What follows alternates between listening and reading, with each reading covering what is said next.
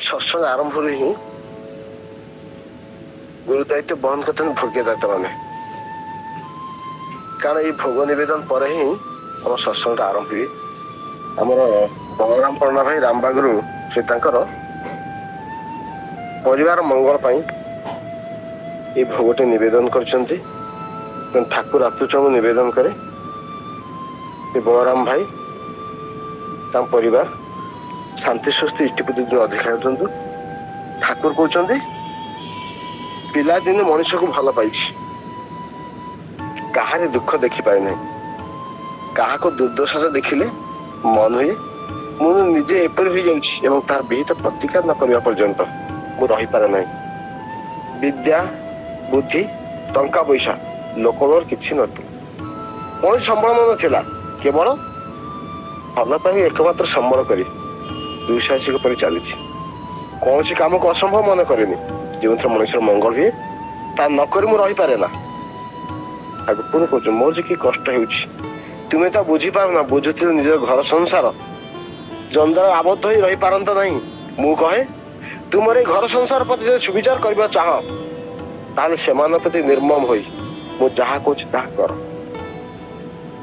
ठाकुर कह सब जानी शुणी किसी प्रतिकार कर पारू ना या बहुत दुख कौन थाई पारे मो निजर बढ़ावा सब केवे भी नथा कि तुम मान बड़ कर तले सहित लोक मुखे तुम प्रशंसा शुणिले मोर आनंद छाती कुंडमुठ हो जाए मन भी आहरी कहता कि आहरी शुणती सुख्यात शुणा मत बहुत भल लगे। बहु शशुर शाशु जा नंद देढ़ुश स्वामी का सुख्याति करता रीतिक रीतिक सुख्याति करता या शुणा को मत खूब भल लगता किंतु से भाग्य नहीं को मु जन्म नहीं। ठाकुर कहते मु सब समय भावे जेते कष्ट मोर उपदे जाऊ और समस्ते सुखरे थांतु जीवन बड़ा प्रिय और ता समस्त पाखे दीर्घतर हो सुख कर यहाँ मोर सतर्कता तुम्हें खुदी तो ये आकुल मनुष्य छुटे मनुष्य पक्ष मुझे छुटे मुझे जाने जड़े कि व्यर्थ दलित है से वेदना मत ही सहवाक पड़े तो निज स्वार्थर गरज जिते बाहर करे तारी सकाशे प्राणपण कले मोर मन हुए ना जहाँ कह सबुटा किसी मुझे जहाँ किसी बाकी रहीगला मन तेणु ये परिवार मंगल पर निवेदन कर भोग निवेदन कर तो ठाकुर चाहती प्रति मुहूर्त आमको सुख शासन भरवाई आनंद एवं जीवनटा दुर्गतर हो ठाकुर यह चाहती किंतु आम माके चली कारण आम कष्ट पाइले ठाकुर ही कष्ट पाते ठाकुर कष्ट ठाकुर आम संतान संतति जो आम कथा न माने आम कष्ट हुए ठाकुर आम तो जीवन ग्रहण कर संतान तो आम जो आपण कथा न मान आपन को कष्ट हुए ठाकुर कहते अरे मो कथा न माने मत कष्ट हुए किंतु मो कथा न मानिकी तुम जो दुख कष्ट पड़ मत से कष्ट है। तो पारिवारिक जीवन कि हवा दरकार संसार कि संसार सुंदर हुए रमणीय रगुणी संसार असार हुए रमणीय आगे संसारटा सुंदर कर माँ मान बेसी दायित्व आपण जानते ये सत्संग जगतटा आगु कि दुर्दशा गति करता गुरु भाई मैंने जो मैंने आश्रम तो मुठे खाइबा को पाऊ न आश्रम चिंता कहतु बड़मा कौन कर भात डाली सब एमती मिसई दे गोटे गोटे गुड़ा दिन सारा अक्लांत परिश्रम करते बड़मा से हाथ में सब जगह गोड़े गोटे लेखा गुड़ा कर गुड़ाटा देवे से गुड़ाटी खाई गोटे दिन रखते चिंता करते किंतु ठाकुर कहते मोर जो मैंने कर्मी से भविष्य सुना थाली रे खाइबे एक संभव हो जो मन सब ठाकुर ठीक ठीक भाव धरी चलती जीवन तक दुख कष्ट आसुना बहुत आनंद से आसती आप जानते से समय लक्ष्मी माँ बड़ माँ एत असुविधा माँ कर भल शाढ़ी खंडे न था खंडे मात्र शाढ़ी था से शाढ़ी ठीक न छिंडा ताकू बड़मा कौन करते जो नाली पाढ़ी सूतार ताकू सिलाई कर देता केवल दिन से पिंधते रात पिंधते ରାତିରେ ଗୋଟେ ଗାମୁଛାଟେ ସେ ପିନ୍ଧିକି ଶୁଅନ୍ତି। ଦିନକର ଘଟଣା, ସେଇ ଗାମୁଛାଟା ପିନ୍ଧି ପିନ୍ଧି ପିନ୍ଧି ସମସ୍ତେ ପୁରୁଣା ହେଇଯାଇଛି। ଦିନେ ବଡମା ବସୁ ବସୁ ଗାମୁଛାଟା ଫାଟିଗଲା। ତେଣୁ ଆଉ ମାଙ୍କର ପିନ୍ଧିବାକୁ କିଛି ନାହିଁ, କଣ କରିବି? ଶାଶୁ ତ କହିପାରିବେନି। ବହୁତ କଷ୍ଟରେ ଠାକୁରଙ୍କୁ ସେ କଣ ନିବେଦନ କରିଛନ୍ତି, ଏଇ ଯେ ମୋର ଗୋଟେ ଗାମୁଛା ଥିଲା ସେଟା କିନ୍ତୁ ନଷ୍ଟ ହେଇଗଲା, ମତେ ଦୟାକୁ ଟାଣି ଦିଅନ୍ତୁନି। ଠାକୁର କଣ କଲେ? ଠାକୁର ଶିଖାନ୍ତି ନିଜ ଭକ୍ତକୁ ଡାକିଛନ୍ତି, କହିଛନ୍ତି ଏଇ ତୁ ଯିବୁ ତ ମାର୍କେଟ ଗୋଟେ ଗାମୁଛା ଆଣିବୁ, ଆଉ ସେ ଗାମୁଛାଟା ତୁ ମାଙ୍କୁ ଦେବୁ, ମାତା ମନମୋହିନୀ ଦେବୁ। ଏବଂ ମାତା ମନମୋହିନୀ ଦେବୀଙ୍କୁ କହିବୁ, ମା ମୁଁ କାଲି ରାତିରେ ସ୍ୱପ୍ନ ଦେଖିଲି ଆପଣ ବଡ ବୋହୂଙ୍କୁ ଗୋଟେ ଗାମୁଛା ଦବାକୁ ଚାହିଁଛନ୍ତି। ତେଣୁ ମୁଁ ଚିନ୍ତା କଲି ଗାମୁଛା ଆଣିକି ମୁଁ ଆପଣଙ୍କୁ ଦେଲେ ଆପଣ ସେଟା ବଡ ବୋହୂଙ୍କୁ ଦେବେ। ଏଇ କଥା ତୁ ମାଙ୍କୁ ଦେଇକି ଏ କଥା ତୁ କହିବୁ। ସେ ଭାଇ ଜଣକ ଚାହିଁଲେ, ଆଚ୍ଛା ଘଟଣାଟା କଣ? ନା ଘଟଣାଟା ତୋର କଣ ଜାଣିବା ଦରକାର? ବଡ ମାଙ୍କର ଗାମୁଛାଟା ନଷ୍ଟ ହେଇଛି, ତେଣୁ ବଡ ମାଙ୍କୁ ତୁ ଗାମୁଛାଟା ଦେବୁ। ନା ବଡ ମାଙ୍କୁ ତ ଗାମୁଛା ମୁଁ କିଣି ଆଣି ମାର୍କେଟରୁ ଦେଇଦେବି, ପୁଣି ମାଙ୍କୁ ଦେବି, ମା ବଡ ମାଙ୍କୁ ଦେବି, ଇଏ କଣ? ତାପରେ ଯାଉ ସେ ଠାକୁରଙ୍କ କଥା ମାନେ ଯାଇଛନ୍ତି ମାର୍କେଟ, ଗାମୁଛାଟି ଆଣିଛନ୍ତି, ଆଣିକି ମାତା ମନମୋହିନୀ ଦେବୀ ଦେଇଛନ୍ତି ଏବଂ ମାତା ମନମୋହିନୀ ଦେବୀ ବଡମାଙ୍କୁ ସେ ଗାମୁଛା ଦେଇଛନ୍ତି। ଚିନ୍ତା କରନ୍ତୁ, ଠାକୁର ତ ଚାହିଁଥିଲେ ଆମ ପ୍ରତିଟି ପରିବାର, ଦେଖନ୍ତୁ ଆମର ଯାହା ଯାହା ସବୁ ଆମ ଆମ ଗୃହିଣୀ ମାନଙ୍କ ଦରକାର, ସେମିତି ଆମ ଧର୍ମପତ୍ନ ଦରକାର ହଉଛି, ଆମେ ଫିଲଫିଲ କରିଦଉଛୁ। କିନ୍ତୁ ଠାକୁର କଣ କରିଥିଲେ? ଠାକୁର ଚାହିଁଥିଲେ ତ ସାଙ୍ଗେ ସାଙ୍ଗେ ଗାମୁଛାଟା ମଗେଇକି ଆମ ବଡମାଙ୍କୁ ଦେଇପାରିଥାନ୍ତେ, କିନ୍ତୁ ଠାକୁର ଦେଲେ କି? ଠାକୁର ଆଗ ମାଙ୍କୁ ଦେଲେ, ମା ବଡମାଙ୍କୁ ଦେଲେ, ମାତା ମନମୋହିନୀ ଦେବୀ ବଡମାଙ୍କୁ ଦେଲେ। ଦେଖ ଠାକୁର ସେ ଲୀଳାକୁ ଦେଖିଦେଲେ, ଏଇ ଯେ ମୁଁ ଯଦି ବଡ ବୋହୂଙ୍କୁ ଦେଇଦିଏ, ବଡ ମାଙ୍କୁ ଦେଇଦିଏ, ମୋ ମାର ଇମ୍ପୋର୍ଟାନ୍ସ ରହିବନି ଗୃହପତି ହିସାବରେ। ତେଣୁ ଯେତେ ବଡ ମା ସବୁବେଳେ ଯାହା ଚାହିଁ ବସିବେ, ସେ ମୋ ଉପରେ ଡିପେଣ୍ଡ କରିବେ, କିନ୍ତୁ ସେଥିରେ ମୋ ମାର ଇମ୍ପୋର୍ଟାନ୍ସ ରହିବନି। ତେଣୁ ଗୃହରେ ଆମ ଗୃହକର୍ତ୍ତାଙ୍କ ଇମ୍ପୋର୍ଟାନ୍ସ ସବୁବେଳେ ରହିବା ଦରକାର। ମୋ ମା ଯେ ଗୃହକର୍ତ୍ରୀ, ତାକୁ ମାନି ସବୁ ଚାଲିବା ଦରକାର। ଠାକୁର ସବୁ ଲୀଳା କରି ଦେଖି, ତେଣୁ ଏଇଭଳି ଯଦି ଆମ ପରିବାରଟା ଚାଲେ, ପରିବାରଟା ସୁସ୍ଥ ସୁନ୍ଦର ହେଉଥିବ। ଏ କଥା କହିବାର ହচ্ছে ବଳରାମ ଭାଇ ଯେ ପରିବାର ମଙ୍ଗଳ ପାଇଁ ଯେ ଭୋଗ ନିବେଦନ କରିଛନ୍ତି, ଆମେ ଯଦି ଏଇ ଚଳନରେ ଚଳୁ, ଏଇ ଆଶ୍ରମରେ କଜାଗିରି ବ୍ରତ, ଆମର ଯୋଉ କୁମାର ପୂର୍ଣ୍ଣିମା ବ୍ରତ ହୋଇଥାଏ, ପାଳନ ଚାଲିଥାଏ, ବ୍ରତ ଚାଲିଛି, ବଡମା ଠାକୁରଙ୍କ ପାନ ଭାଙ୍ଗି ଦଉଛନ୍ତି। ଏଇ ସମୟ ସେ ନିବେଦନ କରୁଛନ୍ତି, ଠାକୁର ମୋ ଜୀବନ ସାରା ଆପଣଙ୍କୁ କିଛି ମାଗିନି, ଆଜି କିନ୍ତୁ କିଛି ମାଗି ବସିବି, ଆପଣ ଦୟାକରି ମୋ ସେଟା ପୂର୍ଣ୍ଣ କରିବେ।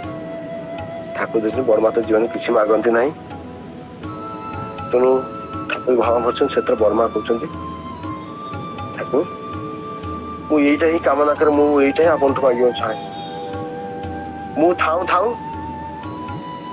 ଆପଣ ଥାଉ ମୋର ଯେପରି ମୃତ୍ୟୁ ନ ହୁଏ, ଆପଣ ଥାଉ ମୋର ଯେପରି ମୃତ୍ୟୁ ନ ହୁଏ। ଚିନ୍ତା କରନ୍ତୁ, ସାଧାରଣତଃ ଆମ ସ୍ତ୍ରୀ ଲୋକମାନେ ଭାବନ୍ତି ଅହିଷୀ ଲୋକ, ଆମେ ଶଙ୍ଖା ସିନ୍ଦୁର ନେଇକି ସଂସାରକୁ ଯିବୁ, ସ୍ୱାମୀ ଥାଉ ଆମେ ଚାଲିଯିବୁ, କି ସ୍ୱାର୍ଥକତା। କିନ୍ତୁ ବଡମା ଥିଲେ ବ୍ୟତିକ୍ରମ। ବଡମା ବୁଝିଥିଲେ ସାରା ବିଶ୍ୱକୁ ଦେଖିବାକୁ ଠାକୁର ଅଛନ୍ତି, କିନ୍ତୁ ଠାକୁରଙ୍କୁ ଦେଖିବାକୁ କିଏ ଅଛି? କେବଳ ବଡମା। ବଡମା ଟା ମର୍ମ ଉପଲବ୍ଧି କରିଥିଲେ, ତାଙ୍କ ବିନା ଯେ ଠାକୁର କି କଷ୍ଟ ପାଇବେ, ଏକଥା ବଡମା ମର୍ମ ଉପଲବ୍ଧି କରି ସେଇଟା ସେଇ ପଟେ ସେ ଠାକୁରଙ୍କୁ ମାଗି ନେଇଯାଇଥିଲେ। ତେଣୁ ଦେଖନ୍ତୁ, ଆଜି ସତୀ ସାବିତ୍ରୀ ଦେଶର ନାରୀ, ଆମେ ସତୀ ସାଣ୍ଡିଲ ଦେଶ ନାରୀ, ସଦା ଏଇ ନାରୀ ମାନେ ସ୍ୱାମୀର ଆୟୁଟା ହିଁ ଚାହାନ୍ତି, ସ୍ୱାମୀର ମଙ୍ଗଳ ଚାହାନ୍ତି, ସ୍ୱାମୀଙ୍କ ସୁଖରେ ସେ କଥା ଚାହାନ୍ତି। ସେଦିନ ପରମ ପୂଜ୍ୟ ସେ ବର୍ଦ୍ଦା ବଡମାଙ୍କୁ ପୁରୀ ବୁଲେଇ ଆଣୁଛନ୍ତି। ପ୍ରାୟତଃ ଖରାଦିନେ ସମସ୍ତେ ଠାକୁର ପରିବାର ପୁରୀ ଅବସ୍ଥାନ କରିବା ପସନ୍ଦ କରନ୍ତି, କାରଣ ଏଠି ଥଣ୍ଡା କ୍ଲାଇମେଟ ଥାଏ। ଆସିବା ସମୟ ପ୍ରାୟତଃ ବାଟରେ ରହି ଆସନ୍ତି, ଯେତେ ବାଟରେ ରହି ଆସନ୍ତି, କିଛି ବାରିପଦରେ କିଛି ସମୟ ରହଣି କରିଛନ୍ତି। ଏ ରହଣି ସମୟରେ ଯେତେ ବଡମା ଅଛନ୍ତି, ତାଙ୍କୁ ସେଠିକାର ମା ମାନେ ସବୁ ଘିରି ଯାଇଛନ୍ତି ଏବଂ ନିବେଦନ କରୁছে, ମା ଆମ ଯୋଉ ପରିବାରଟା ସୁଷ୍ଠୁ ସୁନ୍ଦର ଚଳେଇବା ନିମନ୍ତେ ଆପଣ କିଛି ଆମ ଉପଦେଶ ଦିଅନ୍ତୁ, ଆମ ଜୀବନ ଚଳାରେ ସୁଚାରୁ ଚାଲିବା ପାଇଁ ଆପଣ ଆଜି କିଛି ନୀତି ନିୟମ ଦିଅନ୍ତୁ। ଯେତେବେଳେ ବାରିପଦାର ମା ମାନେ ସବୁ ବଡମା ପାଖରେ ଏ କଥା ନିବେଦନ କରନ୍ତି, ବଡ ବାବୁ ମୁଁ ତ ମୋ ଜୀବନ ସାରା କାହାକୁ ଉପଦେଶ ହିଁ କରିନି କି ମୁଁ ଅଧିକା କଥାବାର୍ତ୍ତା ମଧ୍ୟ କରିନି, ତ ଉପଦେଶ କଣ ଦେବି? ଯେତେବେଳେ ବଡ ମା କଥା କହୁଛନ୍ତି ସେ ମା ମାନଙ୍କୁ ନଛୋଡ ବନ୍ଧା, ଆପଣ ଆଜି ଆମକୁ କିଛି ଉପଦେଶ ଦେବାକୁ ହିଁ ପଡିବ। ତ ମା ମାନେ ଯେତେବେଳେ ଏତେ ଏତେ ଉତ୍କଣ୍ଠା ସହିତ ଏତେ ଉଦ୍ବେଗ ସହିତ ମାଙ୍କ ପାଖରେ ନିବେଦନ କରୁଛନ୍ତି, ମା କହୁଛନ୍ତି ଦେଖ ଗୋଟେ କଥା ମୁଁ କହିବି ସେଇଟା ତମ ଜୀବନ ସାରା ପାଳନ କରି ଚାଲିବ। ଆଉ ସେଇଠି ହଉଛି ତୁମେ ତୁମ ଜୀବନ ସାରା ବଞ୍ଚିଥିବା ପର୍ଯ୍ୟନ୍ତ ତୁମେ ତୁମ ସ୍ୱାମୀ ନିକଟରେ କିଛି ମାନ ରଖିବ ନାହିଁ। ତୁମେ କିଛି ଚାହିଁ ବସିବ ନାହିଁ, କିଛି ମାଗିବ ନାହିଁ। ଆଉ ତୁମେ ତୁମ ସେବା ମାଧ୍ୟମରେ ତାଙ୍କୁ ପ୍ରୀତ କରାଇ ଯାହା ତମକୁ ଦିଅନ୍ତି ତୁମେ ତା ଦେହରେ ତୃପ୍ତ ହବ।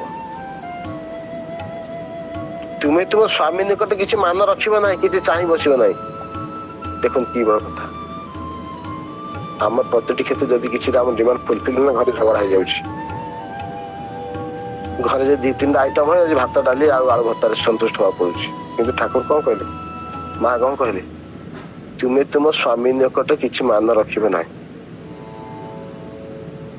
ତାର ସଲ୍ୟୁସନ ଦେଇ ମା କହୁଛନ୍ତି ଦେଖ ହୁଏତ ତୁମେ କିଛି ଜିନିଷ ଚାହିଁ ବସିଲ, ତୁମ ସ୍ୱାମୀ ନିକଟରେ ତମେ କିଛି ଚାହିଁ ବସିଲ, କିନ୍ତୁ ସେ ତାଙ୍କ ସାମର୍ଥ୍ୟ ନେଇକି ସେ ତା ପରିପୂରଣ କରିପାରିଲେ ନାହିଁ।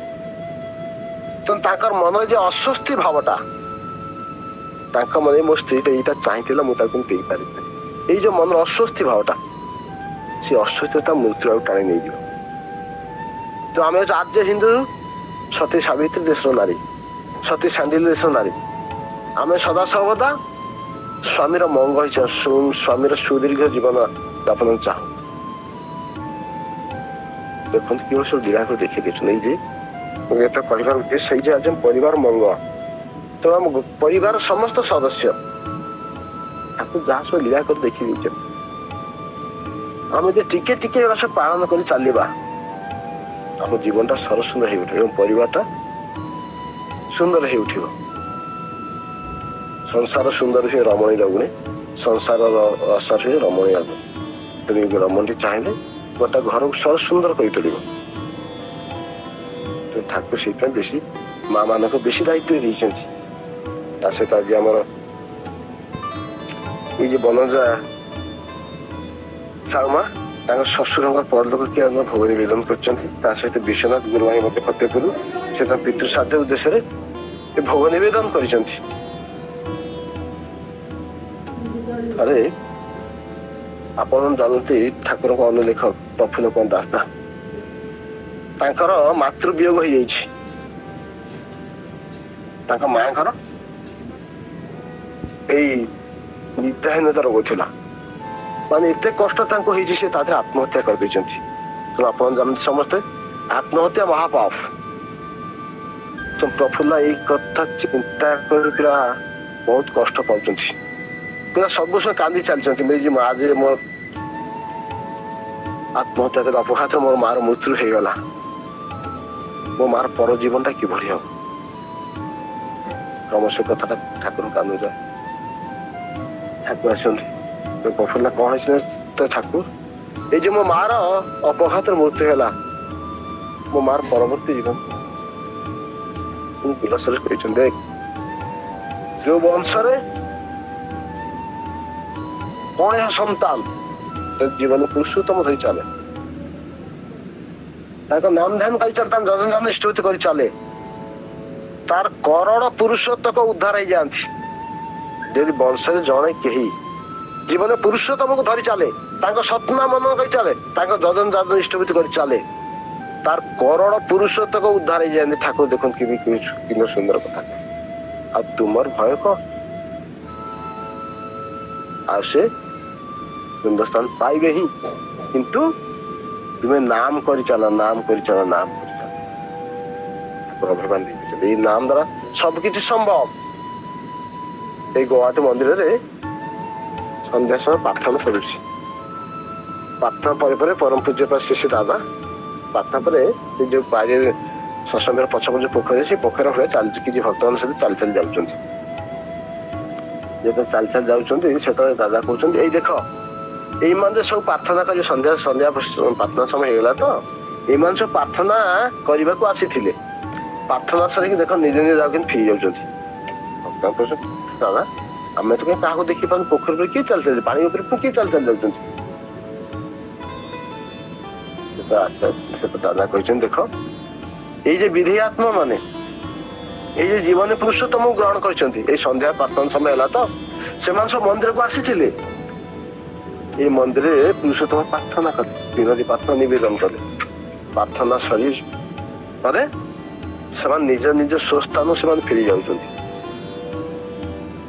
ସେଇ ସମୟ ଠାକୁର ମଧ୍ୟ ପ୍ରଶ୍ନ କରାଯାଇଛି, ଯେତେବେଳେ ଅନନ୍ତ ମହାରାଜ ଦେହ ରକ୍ଷା କରିଛନ୍ତି, ଠାକୁର ପ୍ରତିଟି ମୁହୂର୍ତ୍ତ ଅନ୍ତାର ଅନ୍ତାର ଅନ୍ତାର ଅନ୍ତାର କରି ବିଳାପ କରୁଛନ୍ତି। ଯେତେବେଳେ ବିଳାପ କରୁଛନ୍ତି ସେତେବେଳେ ଶହୀଦ କରି ଠାକୁର ସେଇ ସମୟରେ ଠାକୁର କହୁଛନ୍ତି ଦେଖ ଏଇ ଯେ ଅନନ୍ତ ଆସିଛି, ଏଇ ଦି ଦୁଆର ମନ୍ଦିର ହାତ ଦେଇ ଠିଆ ହେଇଛି, ମୁଁ ତା କହିଲେ ଗାମୁଛାଟା ଦେ ତ। ସେ କହୁଛି ଠାକୁର ମୁଁ ଗାମୁଛାଟା ଦେଇପାରେ ନାହିଁ, ଯେ ହାତ ଦେଇ ମୋର ଗାମୁଛା ବାହାରିଯାଏ। ସେଟା ସେ ମା କହୁଛନ୍ତି ଆଚ୍ଛା ଠାକୁର ଆପଣ ତ ଏଇ ବିଧି ଆତ୍ମା ସହିତ ବିଧି ଆତ୍ମା ଦେଖିପାରନ୍ତି, ତା ସହିତ କଥାବାର୍ତ୍ତା କରିପାରନ୍ତି, କିନ୍ତୁ ଆପଣ ଯେ ଏତେ କଷ୍ଟ କାହିଁକି, ଆପଣ ଏତେ ବିଳାପ କରୁଛନ୍ତି କାହିଁକି, ଆପଣ ଏତେ କଷ୍ଟ କଣ ପାଇଁ ପାଉଛନ୍ତି ଠାକୁର। ଯେତେବେଳେ ଠାକୁର ଏଇ କଥା ସେ ମା ଜଣ କହୁଛନ୍ତି, ଠାକୁର କହୁଛନ୍ତି ଏଇ ଯେ ମୁଁ ଦେଖିପାରେ, ଏଇ ଯେ ମୁଁ ଦେଖିପାରେ, ତୁମେ ମାନେ ଦେଖିପାର ନା, ସେଥିପାଇଁ ମୋର କଷ୍ଟ। ଏଇ ନାମ କରିବା ଦ୍ୱାରା ସବୁ କିଛି ସମ୍ଭବ। ବହୁତ ଉଦାହରଣ ଅଛି। ତୁ ଯାହା ଠାକୁର ସିନା କହିଗଲେ ପ୍ରଫୁଲ୍ଲ ନାମ କରିଚାଲ, ନାମ କରିଚାଲ, ଯାହା ନିଶ୍ଚିତ ଶ୍ୱଶୁର ଶ୍ୱଶୁର ମଧ୍ୟ ନିଶ୍ଚିତ ସୁନ୍ଦର ସ୍ଥାନ ପାଇଥାଏ। ବିଶ୍ୱନାଥ ଭାଇଙ୍କର ତାଙ୍କର ପିତୃ ସାଧ ସେ ନିଶ୍ଚିତ ପରମ ପିତାଙ୍କ ଚରଣ ସ୍ଥାନ ପାଇଥିବେ, ନିଶ୍ଚିତ ପ୍ରସ୍ଥାନ ପାଇଥିବେ, ଏକଥା ନିଶ୍ଚିତ। ଆଜ ଦ୍ୱିମତ ହିଁ ନାହିଁ, କିନ୍ତୁ ସେଥିପାଇଁ ଆମକୁ ସବୁ ସବୁ ନାମମୟ ରହିବ। ଏଇ ଶ୍ରାଦ୍ଧଟା ଏଇ ଶ୍ରାଦ୍ଧ ଆସିଛି ଶ୍ରଦ୍ଧାରୁ, ଆମେ ଯେତେ ଶ୍ରଦ୍ଧା ସହିତ ସେଟା ନିବେଦନ କରିବା। ଏଇ ଶ୍ରଦ୍ଧା ଜିନିଷ ଯେ ନଥିବ, ଯେତେ ସୁସ୍ୱାଦୁ ଅନ୍ନ ବ୍ୟଞ୍ଜନ ତିଆରି କରି ଯେତେ ପରିବେଷଣ କଲେ ତାର ମାନେ କିଛି ନଥାଏ। ଏଇ ଯେ ପୁତ୍ରର ଏଇ ଯେ ଭାଇ ଆଦି ଭୋଗ ନିବେଦନ କଲେ ପିତୃ ସାଧ୍ୟ ଉଦ୍ଦେଶ୍ୟରେ, ଏଇ ପୁତ୍ର ମାନଙ୍କ ଗୋଟେ ବିଶେଷ କର୍ମ, ଜୀବନର ଶ୍ରେଷ୍ଠ କର୍ମ, ଏଇ ପିତୃ ସାଧ ଜୀବ ତର୍ପଣ କରିବା ଜୀବନ ବିଶେଷ କର୍ମ। ଆମ କାରଣ ଜୀବନ ତାଙ୍କ ପିତୃ ମାତୃ ଯୋଉ ଆମ ଜୀବନଟା ପାଇଛେ, ତେଣୁ ପିତୃ ସାଧ ପିଣ୍ଡ ତର୍ପଣ କରିବା ଆମ ଜୀବନର ପ୍ରଥମ କର୍ତ୍ତବ୍ୟ। ଆପଣ ଜାଣନ୍ତି ଆମର ଏଇ କଟକ ତିଗିରିଆର ଭୁବନେଶ୍ୱରୀ ବଡ ପଣ୍ଡା, ତାଙ୍କୁ ବଡ ପଣ୍ଡା ଆଖ୍ୟା ଦେବା ଉଦ୍ଦେଶ୍ୟ, ଏଇ ଯେ ପୁରୀର ପଣ୍ଡା ବଡ ପଣ୍ଡା ତାଙ୍କୁ ତାଙ୍କର ଜ୍ଞାନ ବହୁତ, ସେଥିପାଇଁ ତାଙ୍କୁ ବଡ ପଣ୍ଡା ଆଖ୍ୟା ଦିଆଯାଇଥାଏ। ତେଣୁ ଯେହେତୁ ଗୋଟେ ପୁତ୍ର ପ୍ରଥମ କର୍ତ୍ତବ୍ୟ ସେ ପିତୃ ସାଧ ତିଳ ତର୍ପଣ କରେ, ତେଣୁ ପୁଅ ପିତାଙ୍କର ସାଧ ତିଳ ତର୍ପଣ କରିବ। ତେଣୁ ତାଙ୍କର ଇଚ୍ଛା ଥିଲା ଏଇ ସାଧ ସେ ଗୁଆରେ ପିଣ୍ଡଦାନ କରିବେ। ତେଣୁ ସେ ଗୁଆକୁ ଯାଇଛନ୍ତି, ପ୍ରତିଟି ବେଦୀରେ ପ୍ରତିଟି ଘରେ ଯେତେ ପିଣ୍ଡ ବେଦୀ ଅଛି ସବୁ ବେଦୀରେ ସେ ପିଣ୍ଡଦାନ କରିଛନ୍ତି। ଯେତେ ପିତୃପୁରୁଷ ପିଣ୍ଡଦାନ ସମୟରେ ସମସ୍ତେ ତା ପିଠି ଥାପୁଡି ଦେଇଛନ୍ତି, ପୁଅରେ ନାତିରେ ଅନାତିରେ କେତେ କଥା କହି ତାଙ୍କୁ ଆଶୀର୍ବାଦ କରି ଯାଇଛନ୍ତି। ଏମିତି ଦେଖାଯାଇଛି ତାଙ୍କର ସେଇ ବ୍ରାହ୍ମଣ ପଡାର ବ୍ରାହ୍ମଣ ଶାସନର ଯିଏ ଜଗୁଆଳ ସୁମର ସିଂ ବୋଲି, ସିଏ ମଧ୍ୟ ଆସିବେ ସାନ୍ତେ ମତେ ଗୋଟେ ପିଣ୍ଡ ଦିଅନ୍ତୁ। ସିଏ ମଧ୍ୟ ଗୋଟେ ପିଣ୍ଡ ନେଇଛି। ଦେଖନ୍ତୁ ଏଇଟା ଆମକୁ ବର୍ତ୍ତମାନ ଷ୍ଟୋରି ଭଳି ଲାଗୁଛି, ଯେମିତି ଆଲାଦିନ ଗଳ୍ପ ସେଭଳି ଲାଗୁଥାଏ, କିନ୍ତୁ ଏଟା ସମ୍ଭବ। ନାମ ଧାମ କରିବା ସବୁ କିଛି ସମ୍ଭବ। ତେଣୁ ଠାକୁର ସବୁ ଆମକୁ ଦେଇ ଯାଇଛନ୍ତି, ଆମେ ସଦାସର୍ବଦା ନାମମୟ ରହିବା। ତା ସହିତ ଆଜି ଆମର ଅମୂଲ୍ୟ ଭାଇଙ୍କର ପୁଅର ଜନ୍ମଦିନ, ତେଣୁ ଠାକୁର କହୁଛନ୍ତି ଶିଶୁଟେ ଜନ୍ମ ନେଇ କିଛି ସଂସ୍କାର ଅପସଂସ୍କାର ନେଇ ପବିତ୍ର ଅପସଂସ୍କାର ଗୁଡିକ କୁପ୍ରବୃତ୍ତି ରୂପ ଧାରଣ କରେ। ପରିବେଶ ମଧ୍ୟ ସେ ତାର ଏଇ ପ୍ରବୃତ୍ତିରୁ ଆହୁରି ଅଧିକ ଶକ୍ତିର ହୁଏ। ତେଣୁ ଇଷ୍ଟ କି ବିନାୟିତ ହୁଏ, ତେଣୁ ସେଇ ଶିଶୁଟି ଯଦି ଇଷ୍ଟ ସେ ବିନାୟିତ, ଆଜି ଶକ୍ତିର ତାର ଅନୁଷ୍ଠାନ ସେତେବେଳେ ଦୁଷ୍ଟ ଦୁଷ୍ଟ ରହେ ନା। ସମସ୍ତ ଅଧର୍ମ ଭାବନା ଧର୍ମ ଭାବନା ରୂପାନ୍ତରିତ ହେଇଯାଏ। ଜୀବ କୋଟି ମଣିଷ ଈଶ୍ୱର କୋଟି ମଣିଷ ରୂପାନ୍ତରିତ ହୁଏ। ଜୀବ କୋଟି ମଣିଷ man of complex, man of passion, man of desire. ବୃତ୍ତି ପ୍ରବୃତ୍ତିର ଦାସ, ଇନ୍ଦ୍ରିୟ ଦାସ, ବାସନା କାମନାର ଦାସ। ତେଣୁ ଈଶ୍ୱର କୋଟି ଜୀବନ ହଉଛି man of principal, man of ideal. ତେଣୁ ମଣିଷ ମ୍ୟାନ୍ ଅଫ ବିଲଭଡ। ତେଣୁ ଈଶ୍ୱର କୋଟି ମଣିଷ ରୂପାନ୍ତରିତ ହେଇଯାଏ। ପିଲାଟି ଯେତେବେଳେ ରାସ୍ତାରେ ଯାଉଥାଏ ତାର ବାପାର ହାତ ଦେଇ ଯାଉଥାଏ, ଭିଡ଼ ହେଲେ ବାପା ତାକୁ କାନ୍ଧରେ ଉଠେଇ ଦିଅନ୍ତି। ତେଣୁ ଠାକୁର କହିଲେ ମୋର ହାତ ଧରିଲେ ଏପରି ଜଗତ କାହାର ଶକ୍ତି ନାହିଁ ତୁମକୁ ଛଡେଇ ନେଇଯିବ। Give me your hands, I will change your horoscope। ଖାଲି ତମ ହାତଟା ମତେ ଦିଅ, ମୁଁ ତୁମ ଜାତକ ବଦଳେଇ ଦେବି। ଠାକୁର କହୁଛନ୍ତି ଜଣେ ହେତୁ ଦୀକ୍ଷା ନେଇଗଲା, ମୁଁ ନିଶ୍ଚିତ ହେଇଗଲି, କାରଣ ମଞ୍ଜି ପଡିଗଲା, ନିଶ୍ଚିତ ଗଛ ଉଠିବ ଏବଂ ଫଳ ଫଳିବ। ତେଣୁ ମୁଁ ଆଉ ଚିନ୍ତା କରେନି, କିନ୍ତୁ ମତେ କିଏ କଣ ବୁଝୁଛନ୍ତି। ତେଣୁ ଚିନ୍ତା କରି ଠାକୁର ଚାହା ଏଇ ଯେ ଆମେ ପିଲାର ମଙ୍ଗଳ ଚାହୁଁଛୁ, ପିଲା ଜନ୍ମଦିନ ପାଳନ କରୁଛେ, ତେଣୁ ସେ ତାକୁ ଯଦି ଆମେ ତାଙ୍କ ସହିତ ଯୋଗଯୁକ୍ତ ନ କରିବା। ମନେ ଅଛି ମୋ ପୁଅକୁ ଯେତେବେଳେ 2.5 ବର୍ଷ ହେଇଗଲା, ମୁଁ ନିଜ କଥା କହୁଛି, ଯଦି କଥା ନୁହେଁ, ତ ସେ ସେବେଠୁ ଯେତେବେଳେ କଥା କହିଲା ଆରମ୍ଭ କଲା, ସେବେଠୁ ସେ ଇଷ୍ଟଭୂତି କରେ। ଦିନ ଅପରାହ୍ନ ସମୟ ମୁଁ କ୍ଲିନିକ ପଳେଇଯାଇଛି, ତା ମା ବାହାରେ ଅଛି, ଇଏ ଶୋଇଥିଲା, ଉଠିକି ଯାଇ ଦାନ୍ତ ଘଷିକି ଆସି ଠାକୁର ପାଖରେ ବସି ଇଷ୍ଟଭୂତି କରୁଛି। କାରଣ ସେ ଯେତେ ଉଠିକି ଦେଖିଛି, ଭାବିଛି ଏଟା ରାତି ଶୋଇଥିଲା ତ ଖରାବେଳେ, ତେଣୁ ସେ ଭାବିଛି ଏଟା ସକାଳ ହେଇଗଲା। ସେ ଯାଇକି ଦାନ୍ତ ଘଷି ଦେଇକି ଆସି ଠାକୁର ବସେଇ ଇଷ୍ଟଭୂତି କରୁଛି। ତା ମା କହୁଛି କଣ ଇଷ୍ଟଭୂତି କରୁଛି? ତ କଥା ହଉଛି ଦେଖନ୍ତୁ, ଆମେ ଯଦି ପିଲାମାନଙ୍କୁ ଏଇଟା ଛୋଟ ବେଳୁ, ଏକଦମ ଛୋଟ ବେଳୁ ଏଇ ଚିନ୍ତା ତାଙ୍କ ମୁଣ୍ଡରେ ଭରିଦେବା, ତାଙ୍କୁ ଆଉ ଆମକୁ କିଛି କରିବା ପଡୁନି, ଠାକୁର ତାଙ୍କ ବ୍ୟବସ୍ଥା କରିଦେବେ। ତେଣୁ ଛୋଟବେଳେ ଏଇ ପିଲା ଆମେ ସାଧାରଣତଃ ଆମ ଘରେ କହୁଛେ ପିଲା ତ ବଡ ହେଇନି ଛାଡି ଦଉଛି, କିନ୍ତୁ ଏଇ ଛୋଟ ବେଳୁ ତାଙ୍କୁ ସେଇ ପଥରେ ଲଗେଇ ଦେବାକୁ ପଡିବ। ଏ ଆପଣ ମାନେ ଜାଣନ୍ତି, ଏ ଆଚାର୍ଯ୍ୟ ପ୍ରଭୁଙ୍କର ଗୋଟେ ଘଟଣା, ଜଣେ ଭାଇଙ୍କର ଗୋଟେ ଝିଅଟି ହେଇଛି, ସେ ଯାଇଛନ୍ତି ସ୍ୱାମୀ ସ୍ତ୍ରୀ ଯାଇଛନ୍ତି ସେ ଝିଅଟା ନାମକରଣ କରିବା ପାଇଁ। ଯେତେବେଳେ ନାମକରଣ ପାଇଁ ଯାଇଛନ୍ତି, ସେତେବେଳେ ସେ ପରମ ପୂଜ୍ୟ ସେ ଦାଦାଙ୍କ ପାଇଁ ନିବେଦନ କରିଛନ୍ତି। ନାଇଁ, ପ୍ରଥମ ସ୍ୱାମୀ ସ୍ତ୍ରୀ ଯାଇଛନ୍ତି ଭିତରେ, ଆଉ ସମୟ ସୁବିଧା ହେଇନି, ତେଣୁ ସ୍ୱାମୀ ସ୍ତ୍ରୀ ଫେରି ଆସିଛନ୍ତି। ସେଦିନ ନାମକରଣ ହେଇପାରିନି। ତାପର ସେଇଠୁ ଭାଇ ଏକାଠିଆ ଯାଇଛନ୍ତି, ମାଙ୍କ ଦେହ କଣ ଅସୁସ୍ଥ ହେଇଛି, ମା ରୁମରେ ଅଛନ୍ତି, ଭାଇ ଜଣକ ଯାଇଛନ୍ତି ନାମକରଣ ପାଇଁ। ନାମକରଣ ସେ ଦାଦାଙ୍କ ପାଇଁ ନିବେଦନ କରିଛନ୍ତି। ଯେତେବେଳେ ଦାଦାଙ୍କ ପାଇଁ ନିବେଦନ କରିছে, ଦାଦା ସେ ଝିଅର ନାମ ଦେଇଛନ୍ତି ବାଦୁଡି ଲତା। ବାଦୁଡି ଲତା ନାମକରଣ ଦେଇଛନ୍ତି। ଇଏ 2022-21 ମସିହା ଯୋଉ ବିଂଶ ଶତାବ୍ଦୀରେ ଏଇ ଯୋଉ ପୁରୁଣା କାଳିଆ ନାଁ ବାଦୁଡି ଲତା, ଏ ନାଁ କିଏ ପସନ୍ଦ କରିବ? ମନକୁ ଆଦୌ ସେ ଯାଇନି ସେ ନାହାନ୍ତି। ଚିନ୍ତା କରି ଦାଦାଙ୍କ ପାଖରେ ଏ କଥା ନିବେଦନ କଲି, ମୁଁ ଯାଉଛି ଆଉ ଥରେ ଆଶାଦେବ ବାବାଙ୍କ ପାଖରେ ନିବେଦନ କଲି। ଏଇ ମାନସିକତା ନେଇ ସେ ଆସି ଆଶାଦେବ ପାଖରେ ନିବେଦନ କରୁଛନ୍ତି ଝିଅଟା ନାମକରଣ ନେଇ। ଯେତେବେଳେ ସେ ଆଶାଦେବ ପାଖରେ ନିବେଦନ କରୁଛନ୍ତି, ଆଶାଦେବ କହୁଛନ୍ତି ଆଚ୍ଛା, ଗୋଟେ ପିଲାର ନାମକରଣ ତୁମେ କେତେ ଜାଗାରେ କରିବେ କି? এই যে বাবা দেলে নামকରଣ ବାଦୁଡି ଲତା, ଏତେ ସୁନ୍ଦର ନାମଟି। ଯେତେବେଳେ ଆଚାର୍ଯ୍ୟ ଏ କଥା କହୁଛନ୍ତି, ସେ ଭାଇ ଜଣକ ଆଉ କିଛି କହିପାରୁନାହାନ୍ତି, ମନ କଷ୍ଟରେ ଘରକୁ ଫେରିଛନ୍ତି, ରୁମକୁ ତାଙ୍କୁ ଫେରିଛନ୍ତି। ଯେତେବେଳେ ରୁମକୁ ଫେରିକି ଏସବୁ କଥା ତାଙ୍କ ସ୍ତ୍ରୀ ଆଗରେ ବର୍ଣ୍ଣନା କରନ୍ତି, ତାଙ୍କ ସ୍ତ୍ରୀ କାନ୍ଦୁଛନ୍ତି। ଇଏ ଚିନ୍ତା କରୁଛନ୍ତି ମୋ ସ୍ତ୍ରୀର ମଧ୍ୟ ମନକୁ ଯାଇନି। ହଁ, ଏ ଯୁଗରେ ଏମିତି ବାଦୁଡି ଲତା ନା ଏ କାହା ମନକୁ ଯିବ, ମୋ ସ୍ତ୍ରୀ ମନକୁ କେମିତି ଯିବ? ଯେତେବେଳେ ସେ କାନ୍ଦି କାନ୍ଦି ଚାଲିଛନ୍ତି, ସେ କାନ୍ଦି କାନ୍ଦି ସେ କହୁଛନ୍ତି ଏଇଟା ମୋର ଦୁଃଖର ଅଶ୍ରୁ ନୁହେଁ, ଏଇଟା ମୋର ଆନନ୍ଦର ଅଶ୍ରୁ। କାରଣ ମୁଁ ଯେତେ ଛୋଟ ଥିଲି ମୁଁ ସ୍କୁଲରେ ପାଠ ପଢୁଥିଲି ମୁଁ ଗୋଟେ ଅଭିନୟ କରୁଥିଲି ଗୋଟେ ଗାତରେ ଅଭିନୟ କରୁଥିଲା ଡ୍ରାମାରେ ରୋଲ କରୁଥିଲି ଆଉ ସେଇ ଡ୍ରାମାରେ ମତେ ନାୟିକାର ଅଭିନୟ କରିବାକୁ ପଡିଥିଲା ଆଉ ସେ ନାୟିକାର ନାମ ଥିଲା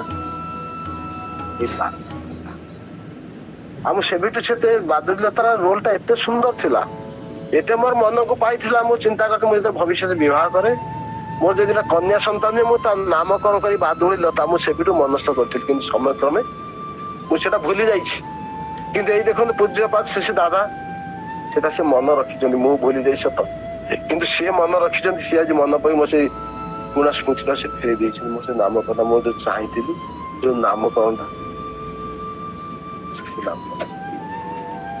ଏଇ ହଉଛି ଲୋକମାନେ ଜାଣିଥିବି ଜନ୍ମଦିନ କଥା ପଢିଲେ ତମର କଥା ବାରମ୍ବାର କଥା ମନେ ପଡେ ଏଇ ଜନ୍ମଦିନ ତ ଭୋଜି ଭାଜି କରୁ ମିଠା ପିଠା ରସଗୋଲା ବାଣ୍ଟୁ ବିଭିନ୍ନ ପ୍ରକାର ଅନ୍ନ ବ୍ୟଞ୍ଜନ ତିଆରି କରୁ ଇଏ ଆମର 1957 ମସିହା ଘଟଣା ଆପଣ ଜାଣିଥିବେ ଏ ବିହାର ଛପରା ଡକ୍ଟର ବର୍ଷା ପ୍ରସାଦ ସପ୍ରତୀକ ସେ ତାଙ୍କ ଛୋଟ ବେଳ ଗୋଟେ ଘଟଣା କହୁଥିଲେ ସେଇଟା ହଉଛି ସେ ଯେତେବେଳେ +2 ସାଇନ୍ସ ପଢୁଥିଲେ ସ୍କାଟିସ୍ ଚର୍ଚ୍ଚ କଲେଜ କାଲକାଟାରେ ସେଦିନେ କଲେଜରୁ ଘରକୁ ଫେରୁଛନ୍ତି ଯେତେବେଳେ ଫେରୁଛନ୍ତି ସେ ଦେଖିଲେ ସେଇଠି ଆମର ଆପଣ ଫୌଜରୀ କେଶୀ ଦାସ ମିଠା ଦୋକାନ ସେ ତାର ରସଗୋଲା ଫେମସ ରସଗୋଲା ଠାକୁରଙ୍କ ଭୋଗ ମଧ୍ୟ ସେଉଠୁ ଆସେ ସେ କହିଲେ ଘରକୁ ତ ଯାଉଛି ଘରୁ କିଛି ମିଠା ନେଇଯିବି କାରଣ ଏଇ ମିଠାଟା ଆଉ ଗୋଟେ ମିଳିବନି ତ ଇଏ ଚିନ୍ତା କରି ସେ 2ଟା ଡବା ରସଗୋଲା ଆଣିଛନ୍ତି ହାତରେ ଧରି ସେ ଫେରୁଛନ୍ତି ଟ୍ରେନରେ ଫେରୁଛନ୍ତି ଜଷ୍ଟ ଯଶୋର ଷ୍ଟେସନ ପରେ ହଠାତ୍ କାହିଁ ତାର ମନ ହେଲା ଏମିତି ଘରକୁ ଯିବି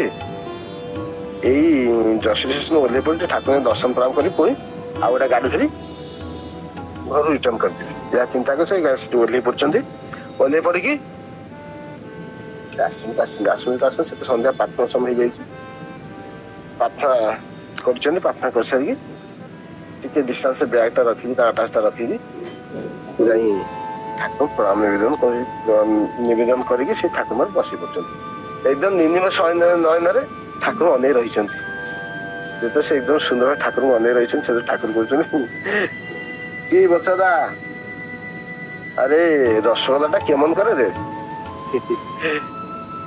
ଯେତେବେଳେ ପଚାରୁଛନ୍ତି ଯେ ରସଗୋଲା କେମିତି ବଚା ପ୍ରସାଦ ସେଠୁ ଶର୍ମିଲା ହେଇଗଲେ ସେ କିନ୍ତୁ ପ୍ରକୃତରେ ଯେ ରସଗୋଲା ଆଣିଛନ୍ତି ସେ ଯେ ତାଙ୍କ ଆଟାଚରେ ରଖିକି ଆସିଛନ୍ତି ଠାକୁର କଥା ଜାଣିଲେ କେମିତି ଯେତେବେଳେ ସେ ନିଜେ ବହୁତ ଶର୍ମିଲା ହେଇ ଠାକୁର ମୁଁ ରସଗୋଲା ଆଣିଛି କିନ୍ତୁ ମୁଁ ସେଟା ମୋ ଆଟାଚରେ ରଖି ଆସିଛି ଆଉ ସାଙ୍ଗେ ସାଙ୍ଗେ ନେଇ ଆସୁଛି ବସା ପ୍ରସାଦ ଯାଇଛନ୍ତି ସାଙ୍ଗେ ସାଙ୍ଗେ ଆଟାଚ କଲି ଗୋଟେ ରସଗୋଲା ଡବା ଆଣି ଠାକୁରଙ୍କ ପାଖରେ ନିବେଦନ କରିଛନ୍ତି ଯେତେବେଳେ ସେ ରସଗୋଲା ଡବାଟା ଠାକୁରଙ୍କ ପାଖରେ ନିବେଦନ କରୁଛନ୍ତି ଠାକୁର ସ୍ଥିର କରୁଛନ୍ତି ଠାକୁର ପୁରା ଯେମିତି ଏଟା ବଡ ଖଜାନା ପାଇଯାନ୍ତି ଠାକୁର ପୁରା ଆନନ୍ଦରେ ବିଭୋର ହେଇଯାଉଛନ୍ତି ସେ ରସଗୋଲା ଡବାଟା ଦେଖି ପୁରା ଆନନ୍ଦ ହେଇଯାଇ କହୁଛନ୍ତି ଦେଖ ଆଉ ଯୋଉ ଗୋଟେ ଡବାଟା ରହିଲା ହେଲା ସେ ଡବାଟା ତମ ଘରକୁ ନେଇଯିବ ସେଠି ବଚା ପ୍ରସାଦ ମାନେ ଆଶ୍ଚର୍ଯ୍ୟ ହେଇଯାଉଛନ୍ତି ଏଇ ଯେ ମୁଁ ଆସିଲି ମୁଁ ଯେ ରସଗୋଲା ଆଣିଛି ରସଗୋଲାର 2ଟା ଡବା ମୁଁ ଆଣିଛି ଗୋଟେ ଡବା ଠାକୁର ନିବେଦନ ଆଉ ଗୋଟେ ଡବା ମୁଁ ଆଟାଚ ଠାକୁର ଜାଣିଲେ ଚିନ୍ତା କରନ୍ତୁ ଆମେ ଆଜି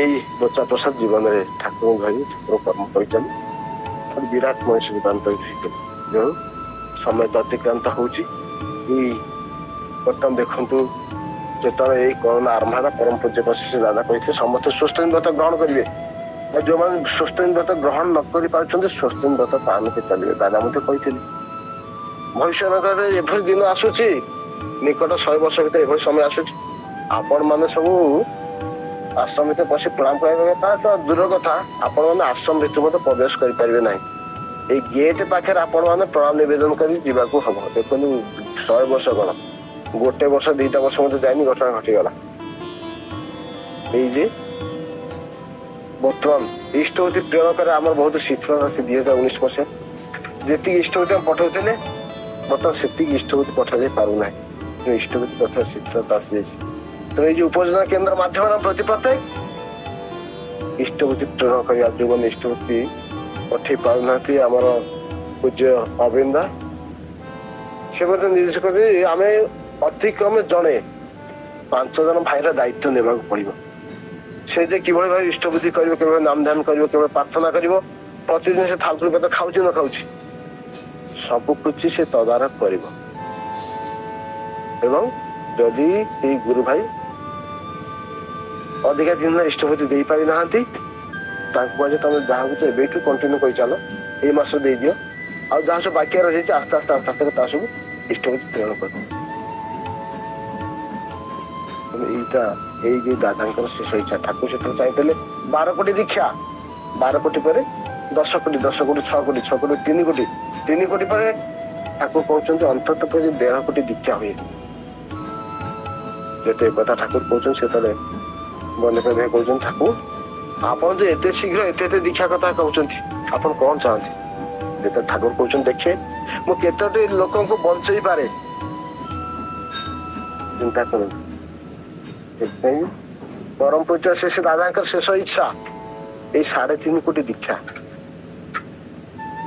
तुम जो दीक्षा नहीं संकल्प करते जीवन प्रतिष्ठा कर मो जीवन व्रत हो मोर साधना हो तुम जीवन प्रतिष्ठा कर सत्नाम जो प्रसार करवा तुम कहते भाई निवेदन ठाकुर ठाकुर ये घर में एत समस्या एत जंजाल एत दुख कष्ट बोलो ठाकुर तू इष्ट कार्य कर चलना ठाकुर को मो कथा शुणी मो कथा शुण कि कहि क्या ठाकुर कहीं न शुणती तू तो स्त्री आगे कह तो पुआ तो कह झी आगे कह तो परिवार कह तो घर कांथा कह एवं घर पड़ियार मध्य कह किंतु तो कही चल ये जजन करने द्वारा आम विटामिन खाऊ एवं जाजन करने द्वारा आम विटामिन इंजेक्शन नौ तो जदि जन दीक्षा नौ कि न कि ना कि मो जीवन सारा सुस्थ रही ये दादा शेष इच्छा 3.5 कोटी दीक्षा आम प्रतिपत्ति से दीक्षार प्रति तो आसत समय आपको ये दादा शेष इच्छा ये इष्टविधि प्रेरण कथा आप समस्त यहाँ मन रखु समस्त कर चलतु